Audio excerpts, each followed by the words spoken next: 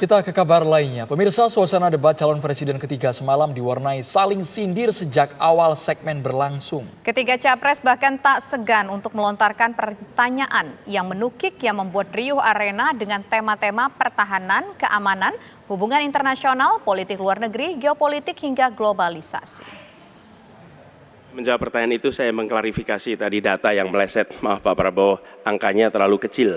Bukan 320 hektar, tapi 340.000 hektar. Saya klarifikasi. Kemudian itu pun salah. Melanjutkan. Itu pun salah. Atas apa yang perlu saya sampaikan. Mas Anies, Pak Prabowo, jangan Pak Prabowo, data Pak yang Prabowo, salah. Pak Prabowo, mohon maaf, ini mohon nanti tenang ada dulu kesempatannya, hadirin, baik. mohon tenang, Harap tenang. mohon tenang, Harap tenang. harap tenang. Yang harus dilakukan adalah seperti yang dilakukan ketika era Bung Karno pada waktu itu, Ali Sastroamidjojo. Apa yang dikerjakan? Merangkul semua. Membawa apa yang menjadi agenda selatan-selatan, bukan menceritakan agenda kita. Semua orang bisa baca di Google tentang apa yang kita kerjakan. Tapi kalau Saya kok banyak setuju dengan Pak Ganjar ya. Ya, kalau benar masuk akal, saya setuju. Kalau ngomong, ya kumaha.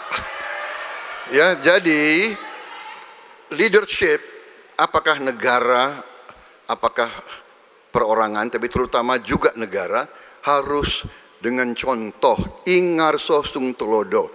Kita mau mimpin, kita mau bawa agenda, kita mau cerita itu cerita, omon, ya.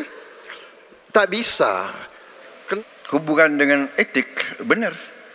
Ya, kita harus beretik dengan benar. Ya. Jujur, apa yang kita katakan itu ya yang ada di hati kita. Jangan lain di mulut, lain di hati. Dan harus cinta tanah air. Pertahanan ini sakral bagi kita. Ini menyangkut keselamatan kita. Jangan karena ambisi pribadi kita menghasut dan menyesatkan rakyat. Itu etik yang tertinggi. Saudara Profesor Anies Baswedan. Pak Prabowo, saya senang sekali Bapak memantik saya, data saya tidak benar. Silakan bantah data saya hari ini Pak. Dan saya izinkan kalau ada staf mau bantu silakan berdiri di sebelahnya. Izinkan. Pak, Global Peace Index kita menurut sumber Institute for Economic and Peace kita turun Pak. Kalau mau di-close up boleh. Silakan.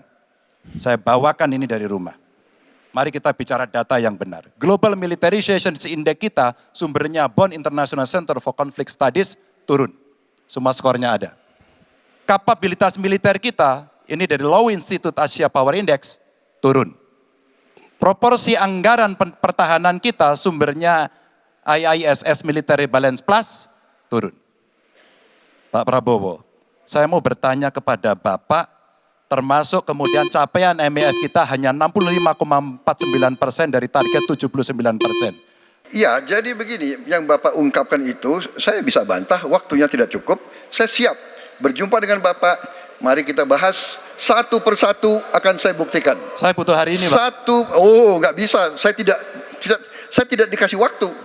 Jadi Anda tidak fair, Anda minta saya kasih penjelasan yang begitu rumit, tapi waktu saya terbatas, jadi saya transparan, saudara. Lalu Pak Prabowo yang saya hormati, ini bukan soal pribadi, ini soal negara, ini soal policy. Penjelasannya ya di tempat ini, bukan di ruang-ruang tertutup yang tidak diketahui oleh publik. Justru kalau Bapak ketahui datanya salah, tunjukkan di tempat ini sehingga publik bisa mengetahui, bukan dalam pertemuan-pertemuan lain yang tidak jelas dari mana kita bisa menilai akurasinya. Jadi menurut hemat kami, bila ada di antara kami yang faktanya keliru, Bapak tunjukkan. Tapi kalau Pak Anies,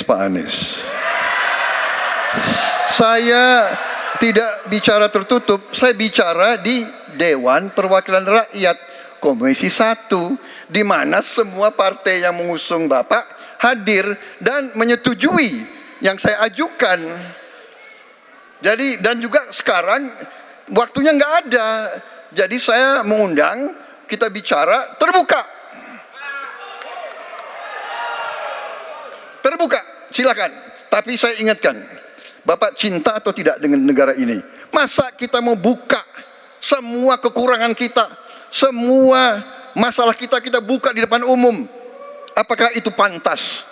Di negara yang baik, di negara maju, masalah rahasia ada, Profesor.